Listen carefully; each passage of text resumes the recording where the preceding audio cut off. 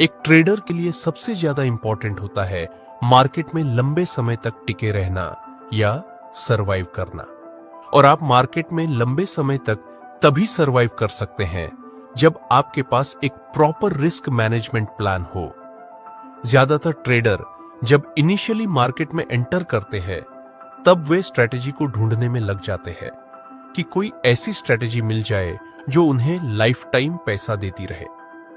और यह गलत नहीं है। इनिशियली आपको सीखना चाहिए कि मार्केट कैसे काम करता है, प्राइस एक्शन क्या होता है और इसे कैसे ट्रेड करते हैं।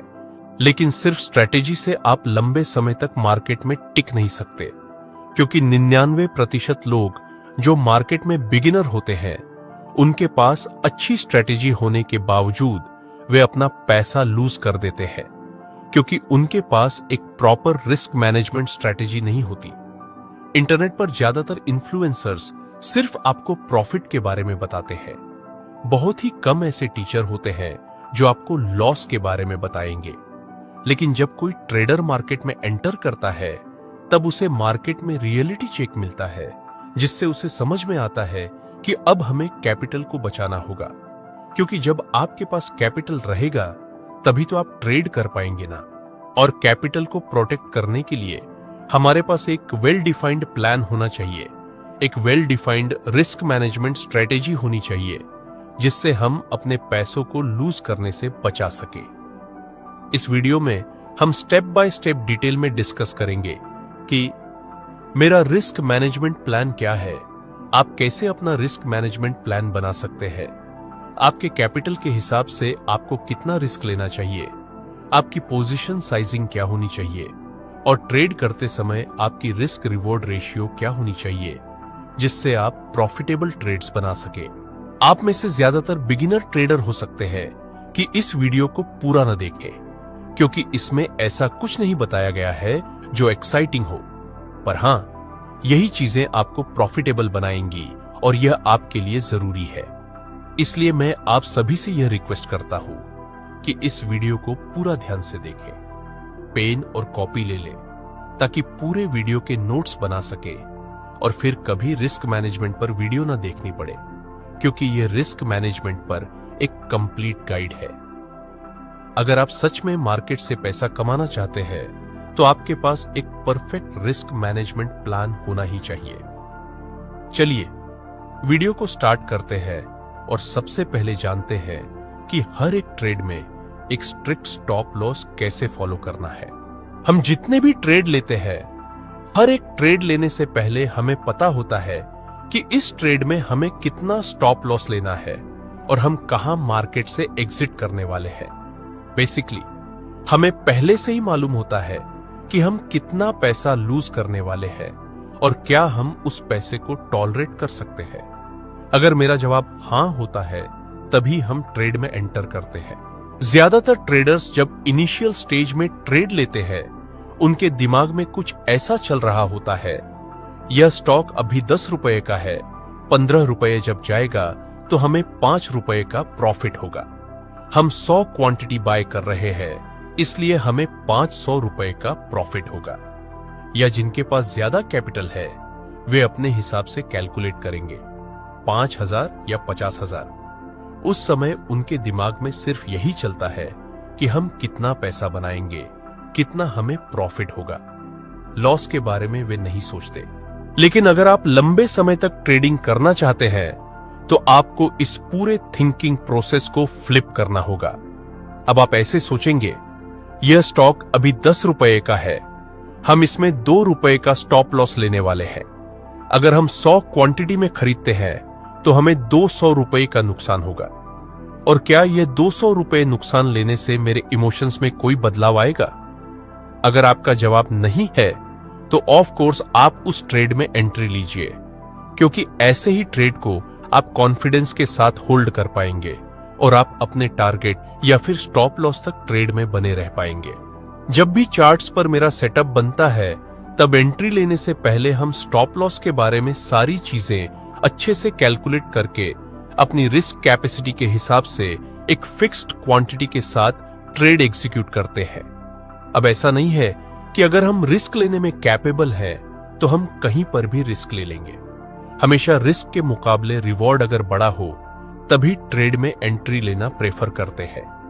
उदाहरण के लिए, अगर हम आपको कहें कि इस ट्रेड में आपकी विन रेट 50% है, यानी इस ट्रेड में प्रॉफिट होने के चांस 50% है, लेकिन यहां 100 रुपए के रिस्क पर सिर्फ 10 रुपए का रिवॉर्ड है, क्या आप ऐसे ट्रेड में एंट्री लेना चाहेंगे? आपका सीधा जवाब होगा नहीं। अब आप लोगों के मन में एक सवाल आ रहा होगा, कौन सी रिस्क रिवॉर्ड रेशियो सबसे आइडियल है? पर इस सवाल का जवाब सीधा नहीं है, क्योंकि हर एक स्ट्रेटेजी के हिसाब से आपको चेक करना होता है कि उस स्ट्रेटेजी से अगर हम ट्रेड करते हैं तो किस रिस्क रिवॉर्ड रेशियो में हमें बेहतर रिजल्ट मिलता है। और आप जो भी स्ट्रेटेजी फॉलो करते हैं, चाहे वह प्राइस एक्शन हो, ट्रेंड लाइन सपोर्ट हो या कोई और स्ट्रेटेजी, उसे पहले बैक टेस्ट करिए। 50 से 100 बैक टेस्ट ट्रेड्स में देखिए कि कौन सी रिस्क रिवॉर्ड रेशियो आपके लिए सबसे ज्यादा प्रॉफिटेबल है। आइडियली मैं आपको बता दूं कि जो मैं फॉलो करता हूं, अगर मैं स्विंग ट्रेडिंग कर रहा हूं तो 1 से 3 का रिस्क टू रिवॉर्ड रहता है, और अगर मैं इंट्राडे कर रहा हूं तो 1 से 2 का रिस्क रिवॉर्ड मिनिमम होना चाहिए। अगर 1 से 2 का रिवॉर्ड नहीं हो रहा है तो हम उस ट्रेड में एंट्री नहीं लेते हैं।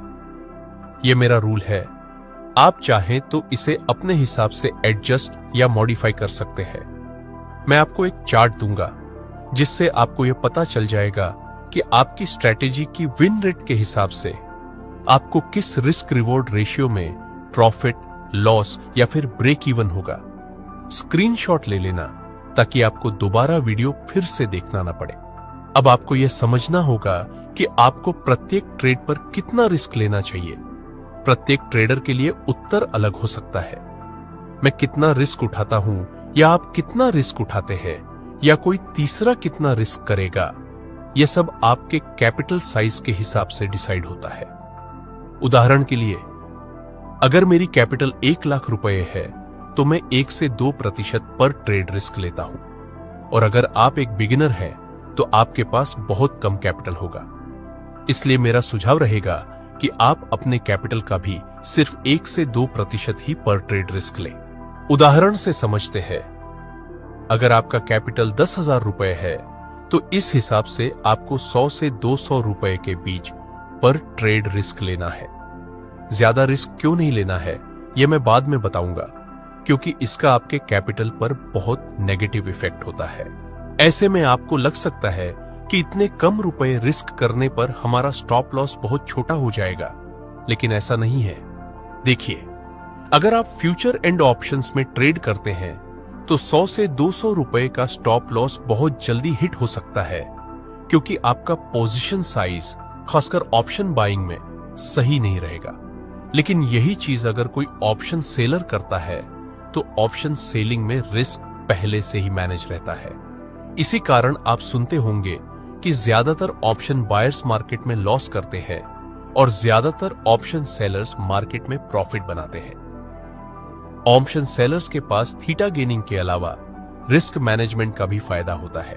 इसीलिए अगर आपका रिस्क मैनेजमेंट फ्यूचर और ऑप्शंस में सही नहीं बैठ रहा है तो आप इक्विटी में ट्रेड करें, चाहे वह इंट्राडे स्टॉक्स हो या डिलीवरी स्टॉक्स। लेकिन हम जानते हैं कि ज्यादातर ट्रेडर्स मेरी बात नहीं मानेंगे। जब आपका कैपिटल खत्म हो जाएगा तभी आपको समझ में आएगा कि उस समय रिस्क मैनेजमेंट पर ध्यान देना चाहिए था। ट्रेडिंग में जब आपको अपने कैपिटल का 10% से ज्यादा लॉस हो जाता है तो हमेशा याद रखें कि आपको ब्रेक इवन तक आने के लिए 11% प्रॉफिट बनाना पड़ेगा।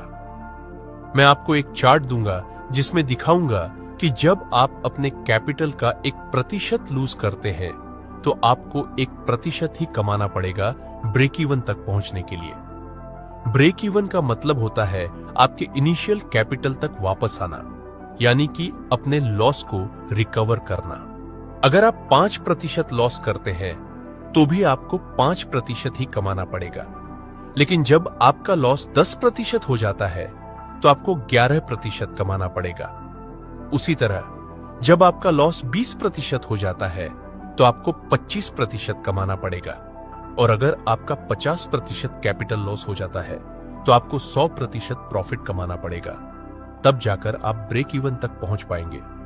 इसी वजह से मैं कह रहा था कि आप मिनिमम रिस्क लें, ताकि आपको ब्रेक इवन तक पहुंचने में ज्यादा मेहनत न करनी पड़े और अपने लॉस को रिकवर करने में दिक्कत न हो। अगर आपको यह वीडियो मददगार लगा हो तो कृपया इसे लाइक करें और अपने ट्रेडिंग समुदाय के साथ शेयर करें।